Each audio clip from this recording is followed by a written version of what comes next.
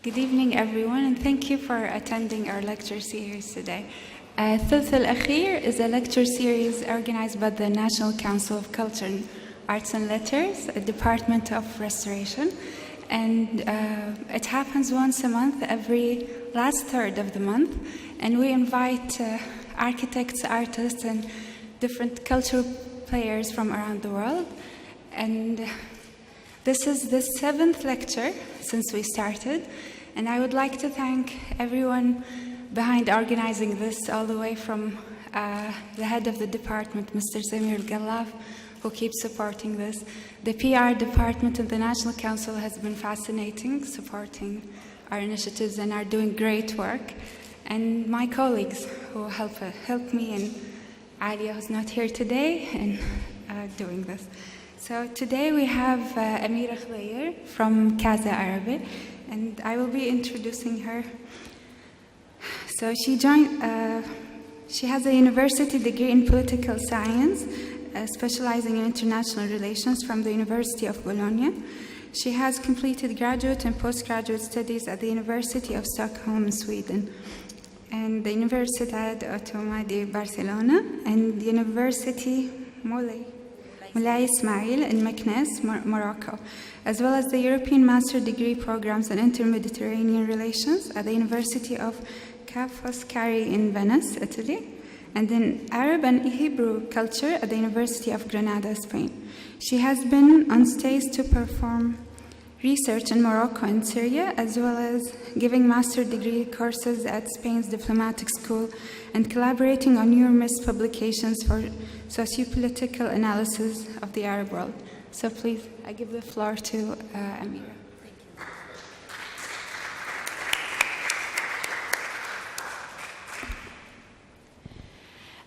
Assalamu alaikum. I'm very sorry I couldn't give my talk in Arabic, but it's too khafif to do that, so I will talk in English tonight. Thank you very much for coming, and thank you very much to the Kuwaiti National Council to invite me. It's a great pleasure and an honor to be in Kuwait for this talk, and I hope you will enjoy it. Why am I here? I'm the coordinator of Casa Arabic, and Casa Arabic is a Spanish public institution and that deals with the relation between Spain and the Arab world. I will talk about Casa Arabic later. First of all, when Alia and Zahra asked me about the conference I was supposed to give tonight, we were thinking of making the issue interesting for you. So I thought that it would be interesting to explore the reasons why in Spain we have a public institution named Casa Arabic, that is البيت العربي, and why do we have a headquarters in Qurطبة. So first of all, I would like to start with a small introduction to Qurطبة and to her Islamic past and Arabic past. That is one of the reasons why we have the institution in the city. So this is an introductory picture of the Madinat Qurطبة. Actually, this is how it is today, but you can still perceive, even only looking at the picture, that it has a very close relation with the architecture and the urbanism of an Islamic and Arab city. Qurطبة, it's a city in southern Spain. It's in the central area of Andalusia, that is the region, the southern region, the southern part of Spain, and it's characterized by the river Wadi al-Kabir that pass through the city. Qurطبة is well known all over the world for her heritage of monuments and culture, because in that city there have been several important cultures and civilization living there. Starting from the Romans, actually Qurطبة was the capital of the Iberia region of the Roman Empire, and then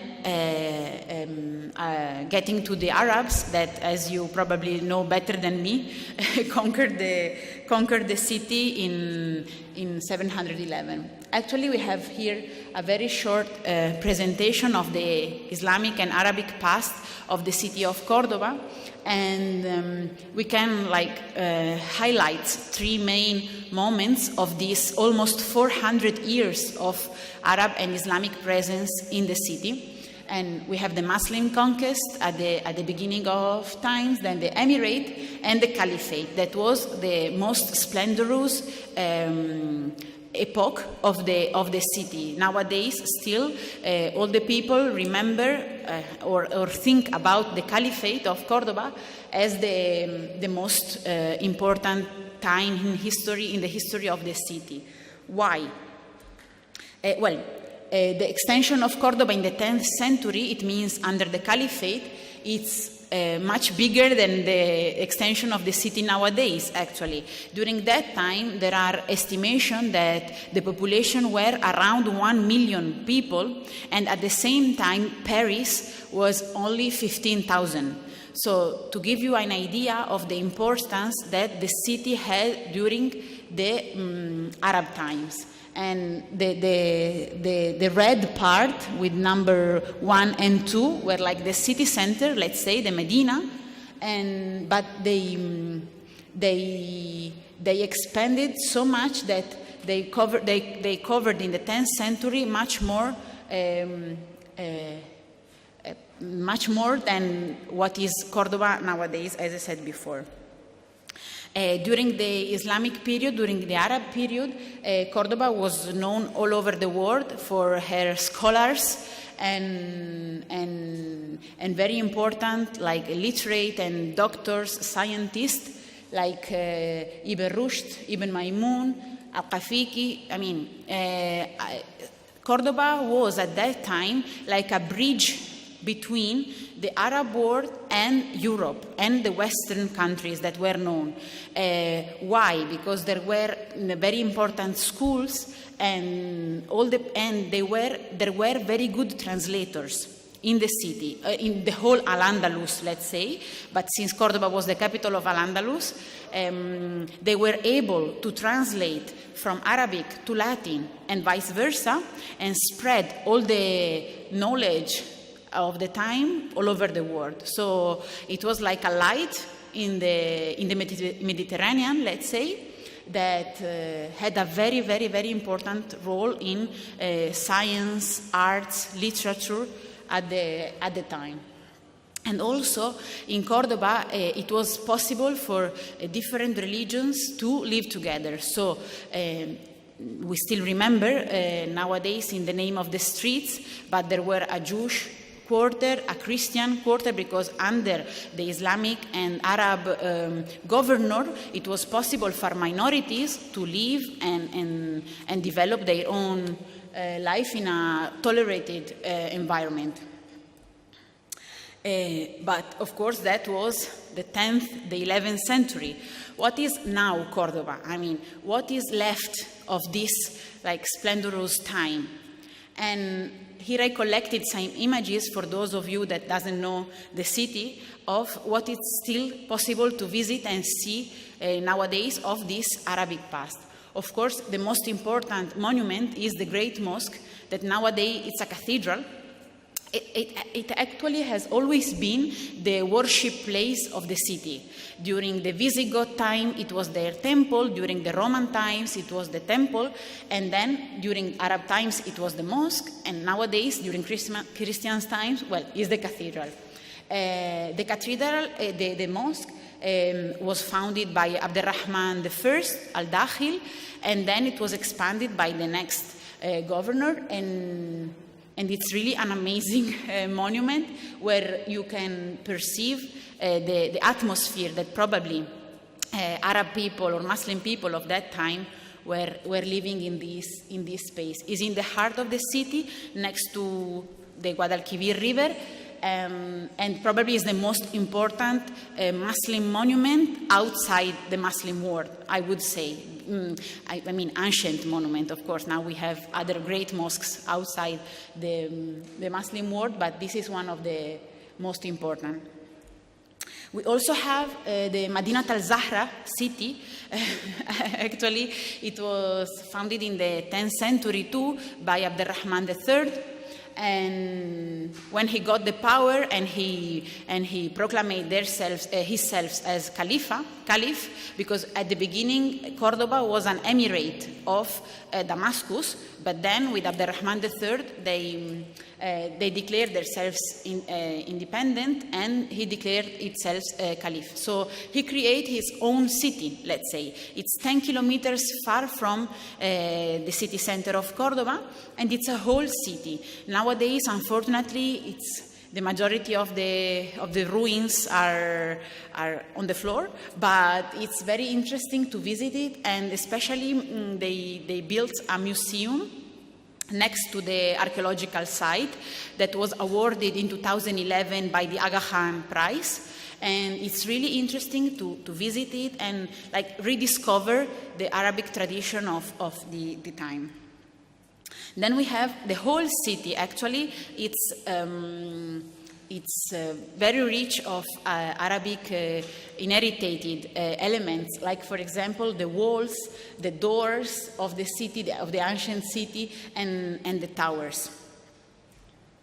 The minarets is something very curious, but the majority of churches that are nowadays in the city center of the city, they are called like the Fernandinas churches, because they were the old mosques that were converted in churches by the King Fernando. So they are called like the Fernandinas churches, but still, even if the main body of the building has been converted in a mosque, in a church, the tower bell are still, they keep the structure of the ancient minaret. So it's very curious to visit them. We have Arabic bath, hammams, and now they are a museum, but still those are the only caliphal bath preserved in the world. So they were annexed to the Alcázar, to the castle of the Khalifa, and they were their private baths. And then we arrived to the Mudéjar art. And that this is important for Casa Árabe, because I will explain later that our building in Cordoba, it's an example of Mudéjar art. What is Mudéjar art? Mudéjar art is an expression of architecture, decoration that was produced in Christian times, but inspired by Muslim and Islamic elements. For example, the image of my conference, that is, as you can see, it's an Islamic design, an Islamic piece of art, actually was produced during Christian times.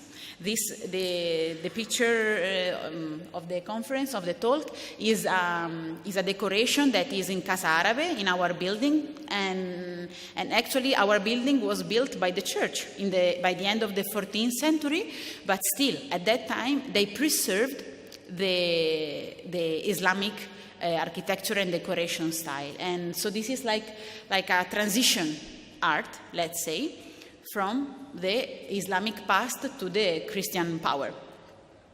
And this is how we introduce Casa Árabe.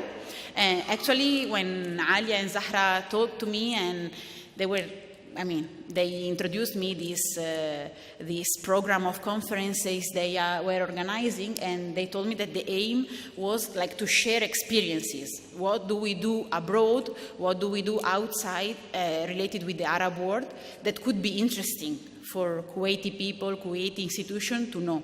So actually, this is the reason why I'm here, to present you Casa Árabe. As you can see here, we have two headquarters. one in Madrid and the other one in Córdoba, and both have an Arab-inspired style. One is new mudéjar, the Madrid one, and the Córdoba one is a mudéjar style. I mean, the building of Córdoba is a 14th century building, while the Madrid one is a 19th century building. But both have very clear roots with the Arab architecture. So what is Casa Árabe? Casa Árabe is a Spanish public institution, as I told before, and actually is a public consortium formed by the Ministry of Foreign Affairs, the Andalusia regional government, the Madrid regional government, the City Council of Madrid, and the City Council of Córdoba. Actually, Casa Árabe belongs to a net of houses. Casa is house. A net of houses that were created by the initiative of the Ministry of Foreign Affairs, of the Spanish Ministry of Foreign Affairs, in the past 20 years. They started with Casa América, and then they created Casa Árabe, Casa Africa, Casa Asia, Casa Mediterráneo. So all these houses have the aim to strengthen the relations between Spain and the different regions of the world which are dedicated, each house is dedicated to. As I was telling you, Casa Árabe in Córdoba is based in the center of the historical district. Actually, we are like 50 meters far from the mosque, from the Great Mosque. And as you can see, the picture where the image comes from is this fresco that is in the upper floor of the house. And even if the designs is inspired by Islamic art, the images you see in the middle are the virtues of the Christianity. So actually this was made by Christians, but still respecting the Islamic past of the city. The Casa Árabe in Madrid is in the heart of the cultural district and very close to the Prado Park, to the Retiro Park and the Prado Museum, if you are familiar with Madrid. And we have very useful, let's say, facilities that allows us to realize our aims. As I told you, Casa Árabe, it's an instrument of public diplomacy of the Ministry of Foreign Affairs mainly, and our objective is to strengthen policies, economical, political, cultural policies between Spain and the Arab world, and of course to spread knowledge about the Arab world in Spain, to let people know a little bit more about what is the Arab and the Muslim world there. We have 4 pillars, let's say, that are the economy, business, and training program, the cultural program, governance and global issues, and the Arabic Language Center. Actually, the Arabic language, as I told you, we have 2 headquarters, one in Córdoba, the other one in Madrid. Actually, the Arabic Language Center, it's based in Madrid, because in Córdoba nowadays, even if it was a very big city and important during the 10th century, nowadays it's smaller. So there's no big demand of Arab classes, but still. So as an instrument of public diplomacy, we let's say, we strengthen, let's say, the relations between Spain and the Arab world, and we empower the public diplomacy action of the Ministry of Foreign Affairs through our spaces and our activities. And since we are not the Ministry of Foreign Affairs, but we are related to, we are a kind of a neutral place where debates and meetings can take place without being hosted in the ministry itself. The economy and business program, on one side, it tries to accompany and promote the economical and business development of Spanish enterprises in the Arab world. And on the other side, also providing analysis on what is going on the Arab world for Spanish enterprises to think about investing or opening their markets to the Arab world. And last but not least, the Arabic Language Center also offers training courses to young professionals that want to specialize themselves in this area of the world. Also with seminars and lectures, we share our knowledge and our interest in the region with the Spanish public, and we host Arab scholars and to come to Spain. We invite them to come to Spain and introduce us and the Spanish public to the issues that are concerning the Arab world nowadays. We also have an area, a line related with literature and poetry. We present the last publication, the last releases of Arab books translated into Spanish, or like important writers, Arab writers. We invite them to come to Spain and let the people know their job. We hosted, for example, this year, the Literary Salon. That was an activity that was traveling around Europe to present a group of Arabic writers, and we hosted them in Arab writers, and we hosted them in Madrid and Córdoba. Cinema, we also have a cinema program that every Friday, both in Córdoba and Madrid, we show Arab movies. They are all in original language with subtitles. So it's also a way, probably is one of the easiest way to let people know about Arab culture and habits, tradition, everything. And also our very important aim for us is when you usually talk about the Arab world in Spain, some of the population relates it with their past, but some others tend to consider the Arab world as a unique culture, a unique element, while we would like people to know that there are huge differences within the Arab world, because there are 23 countries in the Arab world, and even within each country there are a variety of cultural, religious, and traditional elements that should be considered. We also have a program of concert, musics. Also, we don't want people to talk only or to think only to Kulthum or Fairuz, because there's much more in the Arab world to be known, and even if we love Kulthum and Fairuz, we want people to know like new tendencies and new music groups.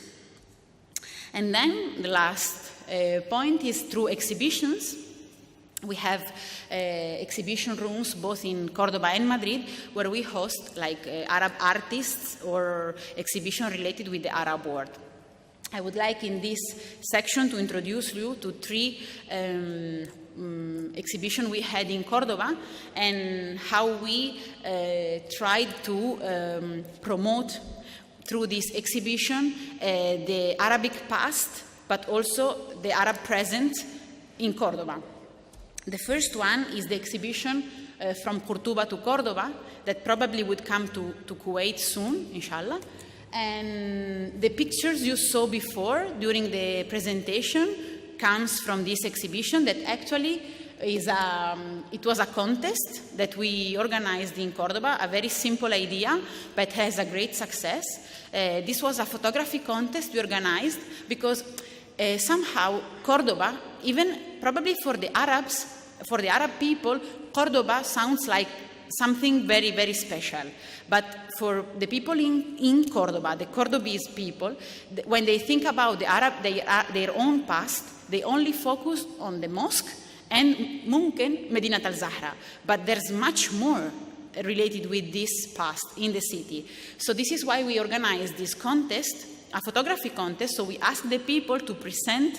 We arranged the contest in several categories, and we asked the people to present pictures of each category. And of course, every category was related with an element of the architectural Arabic past of the city.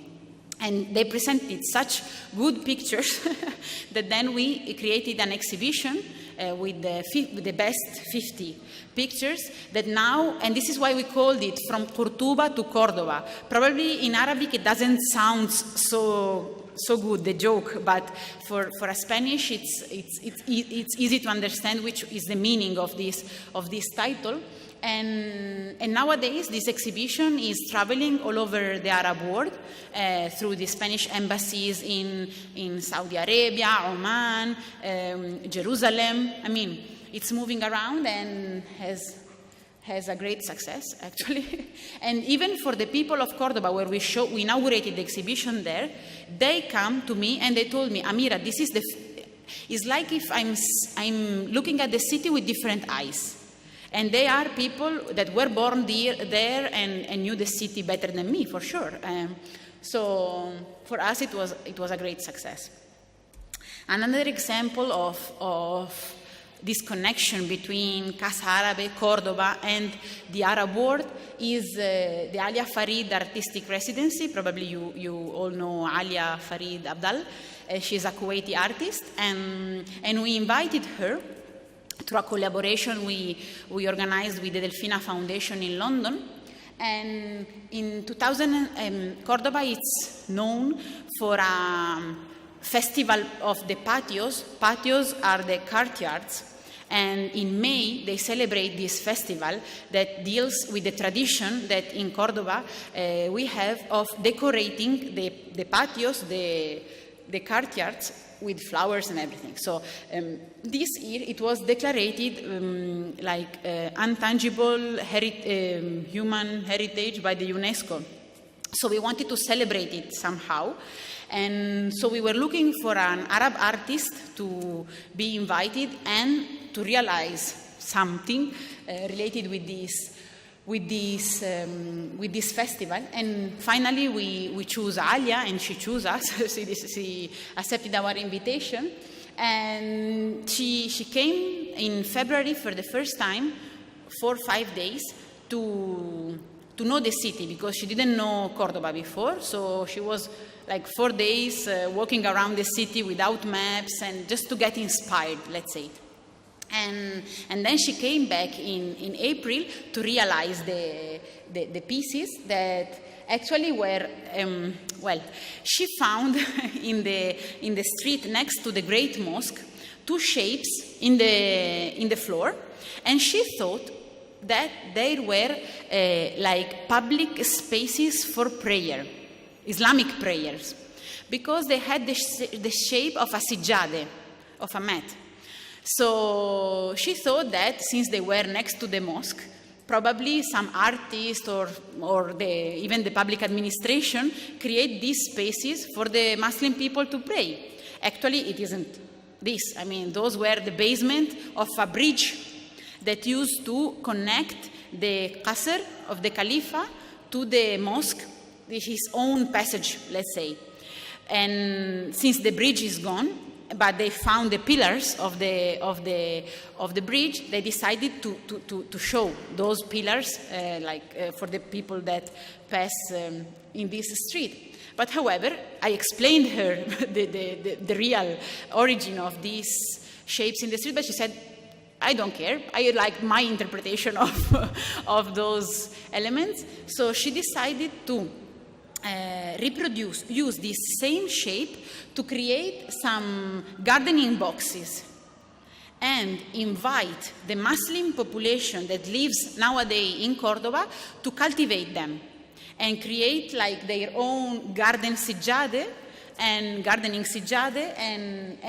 so this is the result, and those are the people that participated in the workshop. Actually, it was a gardening workshop, the intervention, but it's very nice because we exposed the sijade during the festival, that it's during 15 days in last month of May. But then the City Council of Cordoba offered to Casa Árabe a public space where to plant them. So actually we have next to the Alcázar, to the Qasr, a small garden with the Sijade gardens of Alia and the people that participated in the workshop, and they will stay there. So they entered they have been incorporated to the decoration of the city. So it's somehow like to bring something of the Arabs and the Islamic population of Cordoba again, no? And the last thing I would like to present to you is this exhibition, Madina of Cordoba, City and Material, that is an exhibition that we have nowadays in Cordoba. We inaugurated it like 2 weeks ago, and will stay until the end of March 2014. And this is an exhibition that we organized in collaboration with the Archaeological Museum of Cordoba.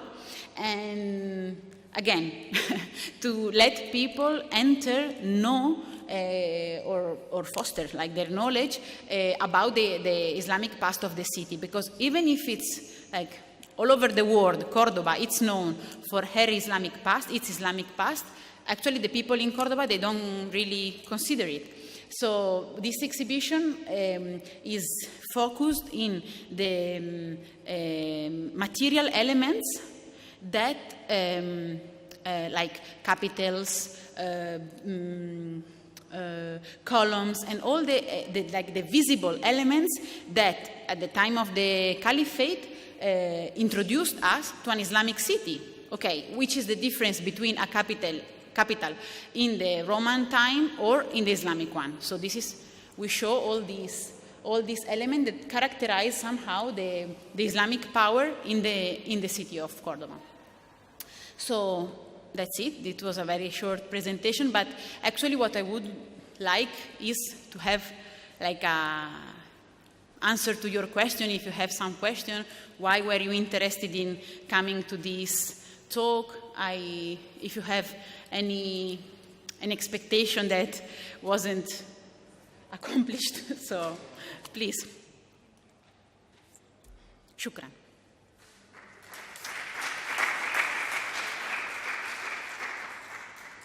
Hi, thank you for your presentation.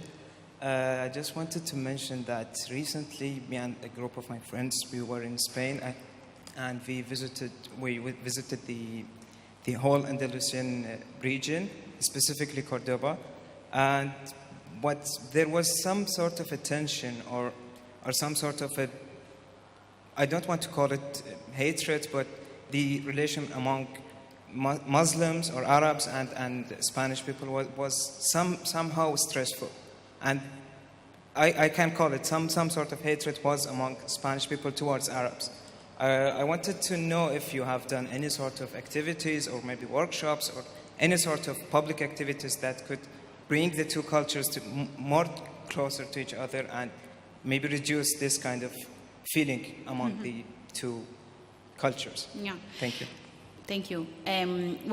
Unfortunately, we think that all kind of scaring ideas or like discrimination issues comes from lack of knowledge, actually. I mean, in Spain, as in Italy or any country, unfortunately, what it's unknown or makes people afraid of it. So in Spain, this happens with the Arab and Islamic world. Unfortunately, we had in Madrid some terrorist attacks. So, of course, I mean, people that doesn't know about the Arab world, sometimes they think that all Arabs or all Muslims are terrorists. Of course, they are not.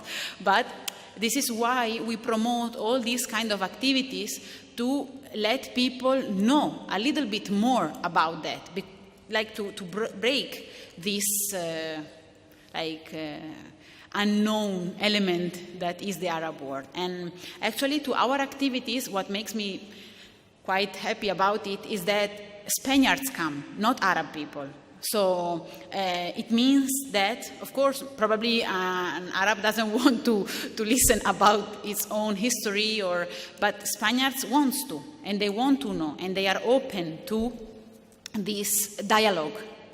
So yes, I mean, we had like seminars, lectures related with the stereotypes. And yeah, of course, we do these kind of activities. We brought together Saudian students with Spanish students, and like only for them to, I remember like last summer we had a group of Saudian girls, students coming to Cordoba for 15 days, and they rocked the city, literally. I mean, everyone was like, really? Are they from Saudi Arabia?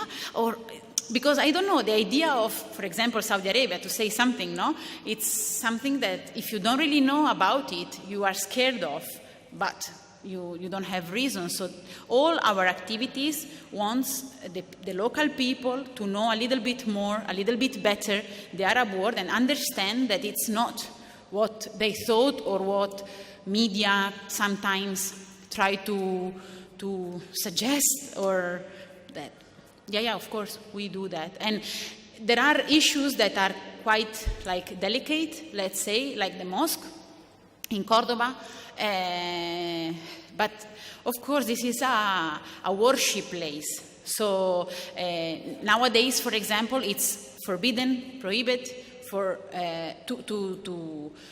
to pray in the mosque that is a cathedral, any kind of worship that is not the Christian one. But I mean, this is not really a problem. I mean, I have never met Muslims that want to pray in the mosque, because actually it's a cathedral nowadays. But still, in the memory of the people, there's always some, probably they want to reconquest the Al-Andalus, or probably, but this is due to ignorance. So this is why we do what we do. Yeah, I agree. I don't know if this is working, but I agree with you. But the thing is, I remember maybe 2 or 3 months ago, you had this exhibition of Spanish architects who are working in the Arab region. Yeah. And our office was one of the offices that was in that exhibition. But I think besides the architectural or the artistic part of the cultures, there should be some sort of activities that people get to know to the cultural aspects of each other. You know what I mean in terms of the Islamic culture or the Islamic religion. I think some of the Spanish people, they don't get to know the roots of this religion and how peaceful it could be. Mm-hmm. You know what I mean? Actually, you know that in Spain, Muslims are not only foreigners, but in Spain there are Muslims Spaniards, because the city of Ceuta and Melilla, that are in northern Morocco, they are Spanish cities. So, but the majority of population is Muslim, and there's a big community of Spaniards converted to Islam. So actually, the Muslim culture, let's say, or the religion belongs to the country, because it's its own past and also its present. So it's only a matter of breaking walls. And we try little by little to do that, but it's not an easy task. Thank you. Hello, thanks for your presentation. We live in Barcelona, and I was wondering if the Casa Árabe does activities outside Andalusia. Yeah, well, we had 2 headquarters, so one is in Madrid and the other one is Cordoba. So we both do activities in our headquarters, but also we move around the whole country. So we have activities in Barcelona sometimes, Valencia, Santiago de Compostela. It depends on, nowadays the economical situation of Spain doesn't help. So it depends on the collaboration we do with other institutions. So we always try to, the efforts we do to produce exhibitions or to invite people, Arab people coming, we always try to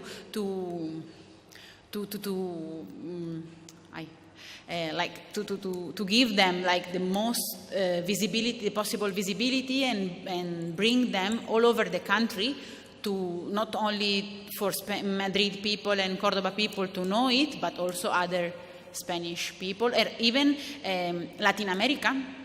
Since we share the language, Spanish, it's spoken in the majority of the countries in Latin America. We also bring some activities there to be like, to create like a bridge between the Arab world, Spain, Europe, and Latin America.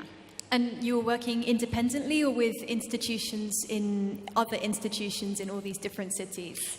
Yeah, well, nowadays it's necessary to work in collaboration with other institutions, but it's it's even better because, of course, if Casa Árabe arrives in Mexico without any connection, it would be like difficult to reach the population and the public, but collaborating with local institutions, all the events are well disseminated in the city and the web page, and we usually work in collaboration with other institutions.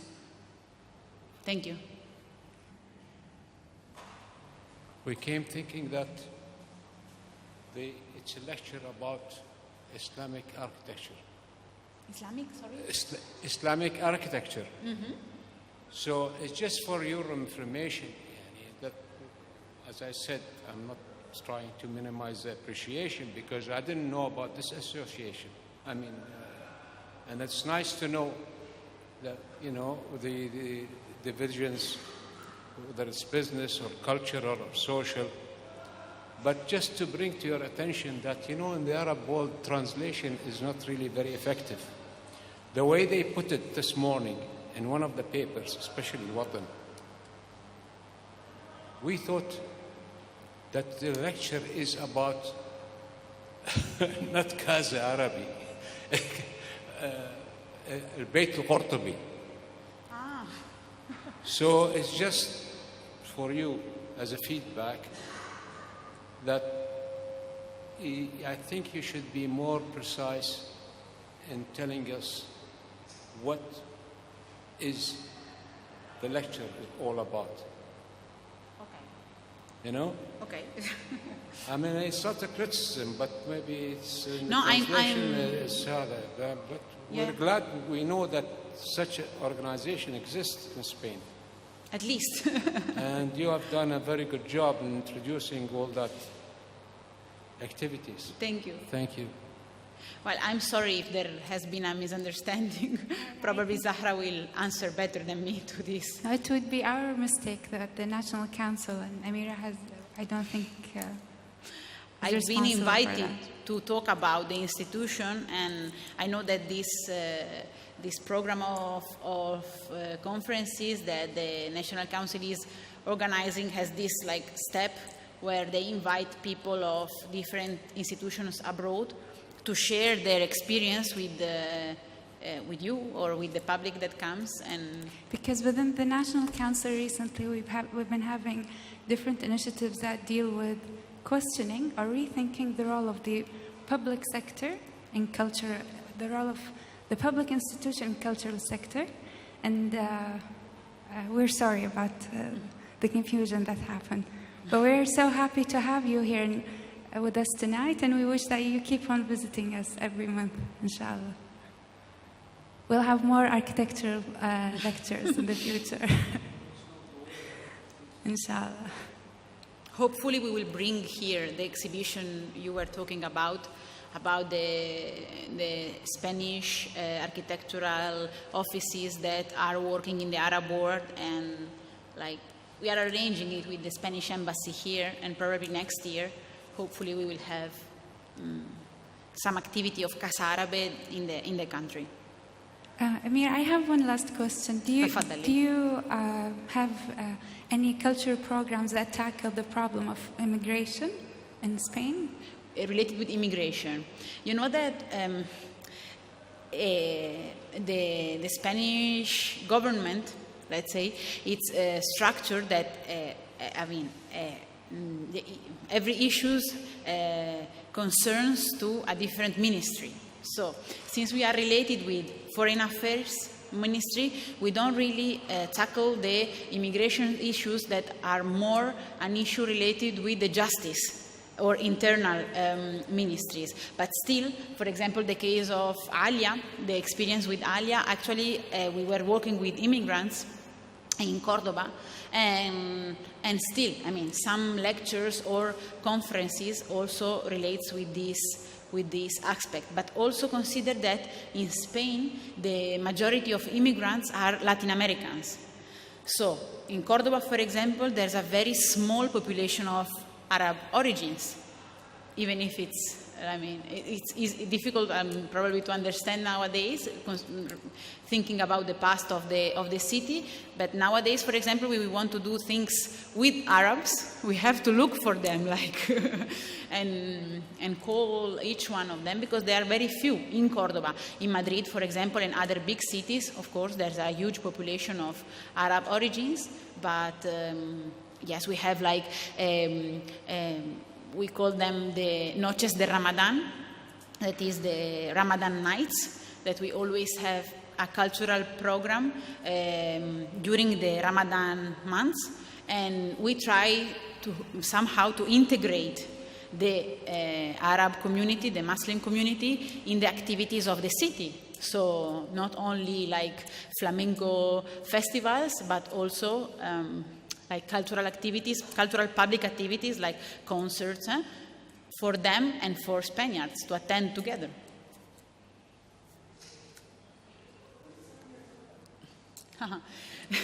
The logo, it's a C of Casa and a Ain of Arabic. So yeah, the idea behind the logo was to...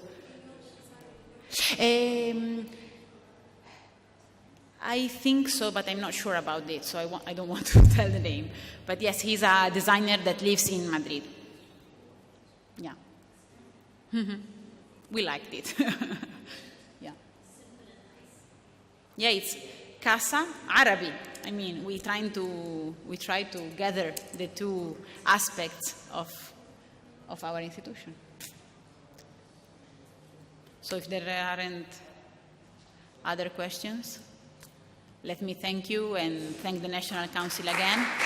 It was my pleasure. And I hope to see you again in Kuwait or in Córdoba. You are most than welcome.